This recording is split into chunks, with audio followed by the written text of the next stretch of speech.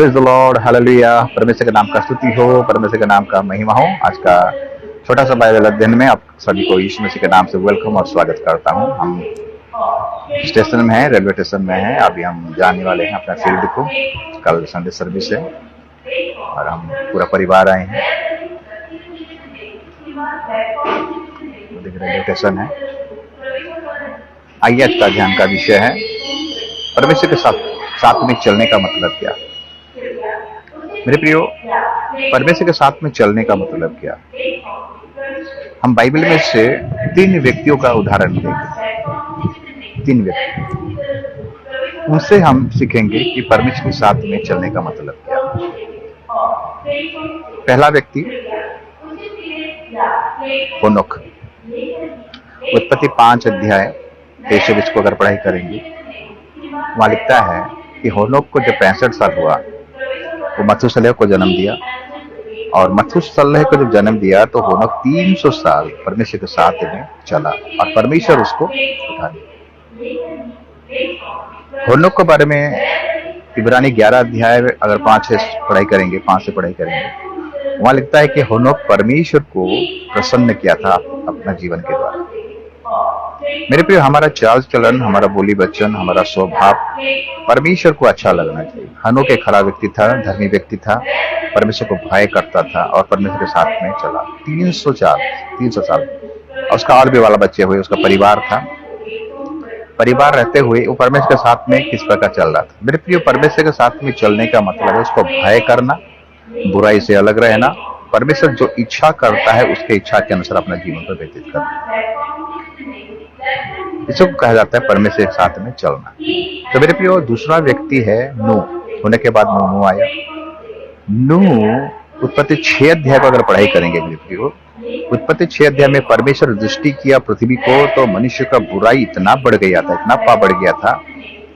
उनके मन में जो भी उत्पन्न होता था, जो विचार आता था, सब गलत विचार आता था।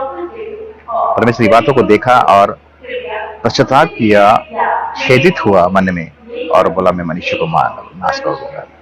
तब प्रभु का अनुग्रह का दृष्टि नूह के ऊपर गिरा, क्योंकि नूह एक खरा व्यक्ति था, परमेश्वर को भय करने वाला व्यक्ति था और परमेश्वर के साथ चलने वाला व्यक्ति था। तो मेरे प्रिय, परमेश्वर को भय करने वाला व्यक्ति तो परमेश्वर की बातों को मानेगा, परमेश्वर की इच्छा को पूरा करेगा।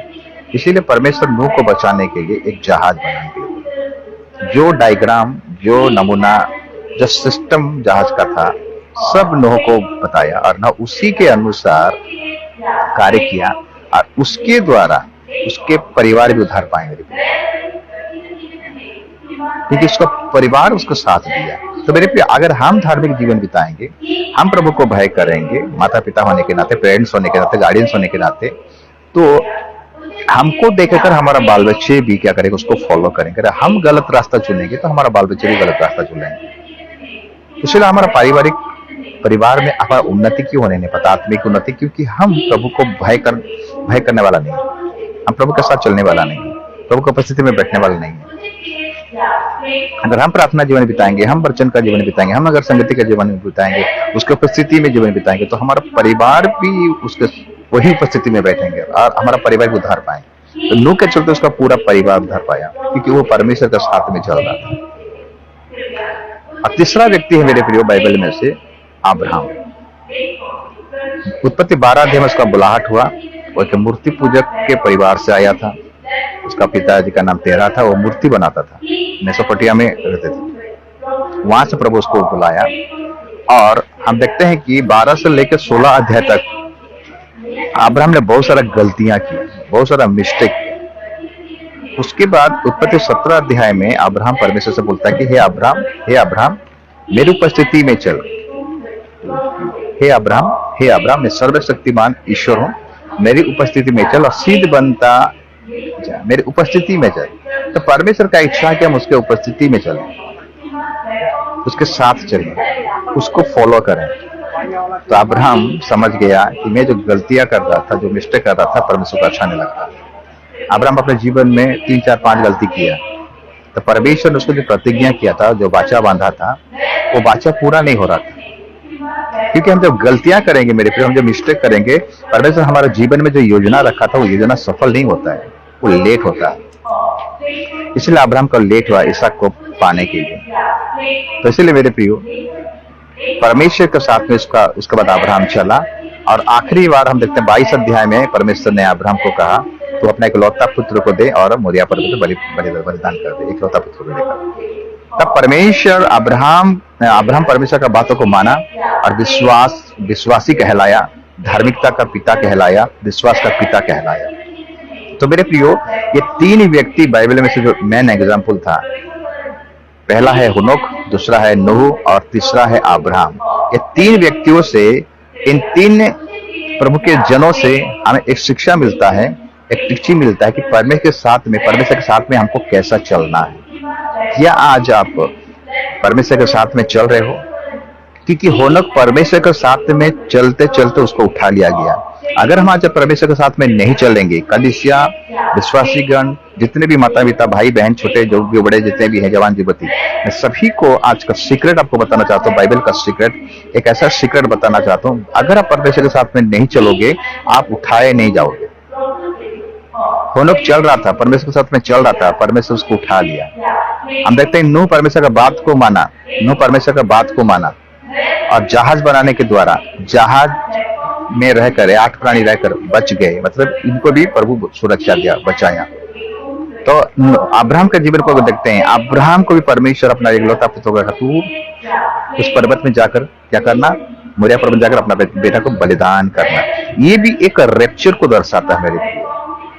अगर हम प्रभु का आज्ञा में, उसके वचन में चलेंगे, उसको फॉलो करेंगे, तो गुप्त आगमन जो यीशु मसीह का होगा, उससे भी हम उठाए जाएंगे। अगर इसको साधारण हिसाब से लेंगे, हाँ तो विश्वासी हैं, हम तो मेंबर हैं, कलीसिया का मेंबर हैं, कलीसिया का रजिस्टर में हमारा नाम है, संडे गिरजा जाएंगे, दान दशमान दे देंगे, प्रार्थना कर देंगे, प्रार्थना करवा देंगे, ये काफी नहीं है। परमेश्वर इसी से खुशी नहीं होता है मेरे प्रिय। फॉर्मेलिटी पूरा करने से प्रभु खुशी नहीं होता है। उसके सिस्टम के अनुसार, उसके वचन के अनुसार अगर आप चलोगे तो परमेश्वर आपके जीवन से खुश होगा और आपको क्या करेगा, यीशु मसीह रैप्चर करेगा। तो परमेश्वर के साथ में चलने का मतलब यही है। पहला पॉइंट है विश्वास करना परमेश्वर को कि वो है और अपने खोजने वालों को प्रतिफल देता है। इब्रानी 12-11 अध्याय और उसका 5-6 को अगर पढ़ाई करेंगे, लिखता है परमेश्वर के पास आने वालों को क्या करना चाहिए, विश्वास करना चाहिए कि वो है और अपने खोजने वालों को प्रतिफल देता है। पहला खराई में विश्वास करना, धार्मिकता का जीवन बिताना, खराईपन में चलना है, और परमेश्वर जो बोलता है उसको हमको फॉलो करना है, उसके अनुसार चलना है। इसीलिए जो वचन पर चलने वाला है, परमेश्वर उसी को ही पसंद करता है कि बस सुनने वाला नहीं, चलने वाला बनो। इसलिए याकूब का पत्री कहता है, कर्म सहित अगर आपका विश्वास नहीं है तो आपका विश्वास मृतक है। फॉर्मेलिटी पूरा करने से हम राज्य में प्रवेश करने नहीं पाएंगे मेरे प्रियो। थोड़ा सा मूसा के द्वारा चूक हो गया, मूसा के द्वारा, ध्यान दीजिएगा, पत्थर से बातें कर बोला लेकिन वो चट्टान को मार दिया। इतना थोड़ा सा चूक, कानान देश में पहुंचने नहीं पाएगा।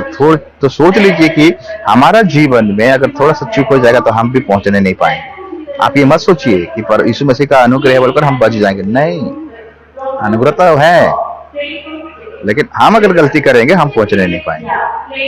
हम अगर मिस्टेक करेंगे हम पहुंचने नहीं पाएंगे। ध्यान दीजिएगा, ये हल्का बात नहीं है, इसलिए परमेश्वर को हल्का में मत लीजिएगा। परमेश्वर को भय कीजिए, परमेश्वर को डरिए, उसके आज्ञा के अनुसार चलिए, क्योंकि हम अंतिम समय में जी रहे हैं, अंतिम दिनों में हम जी रहे हैं।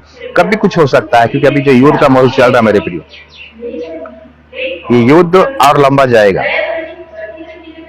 जो बाइबल में लिखा गया वो घट रहा है, ये सब होगा, भरमार होगा, सारी चीज का भरमार होगा, अति बढ़ेगा, अंत अभी नहीं आएगा। सुसमाचार खत्म होगा, सुसमाचार सारे जगत में सुसमाचार जब प्रचार खत्म हो जाएगा, उसके बाद अंत आ जाएगा, उसके बाद यीशु मसीह का आगमन होगा। लेकिन हम अपने आप को प्रिपेयर करें, रेडी करें, तैयार करें, और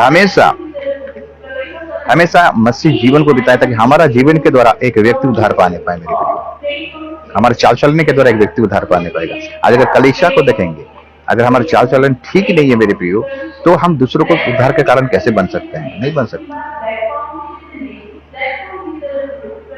इसीलिए परमेश्वर के साथ में चलने का मतलब है उसको खुश करना है, उसकी मर्जी को पूरा करना है, उसकी इच्छा को पूरा करना है, जिस प्रकार नूह ने किया, हनोक ने किया और अब्राहम ने किया। और भी बाइबल में बहुत सारा एग्जाम्पल है, लेकिन ये 3 व्यक्ति को मैं फोकस करता हूँ। ये 3 व्यक्ति कैसे परमेश्वर की आज्ञा को पालन किए, कैसे परमेश्वर उनको बुलाहट किया, परमेश्वर कैसे इनको चुना, ये लोग परमेश्वर के साथ में किस प्रकार चले। बाइबल को अच्छा से पढ़िएगा मेरे फ्रेंड। ये 3 व्यक्ति के द्वारा बहुत आशीष मिलेगा, बहुत प्रेरणा मिलेगा और बहुत आश्चर्य प्रकार का बातें आपको सीखने को मिलेगा और चलने के लिए आपको उत्साह मिलेगा, एनर्जी मिलेगा। प्रभु वचन के द्वारा आप सबको आशीष करे, अनुग्रह करे, दया करे और कृपा करे। आमीन।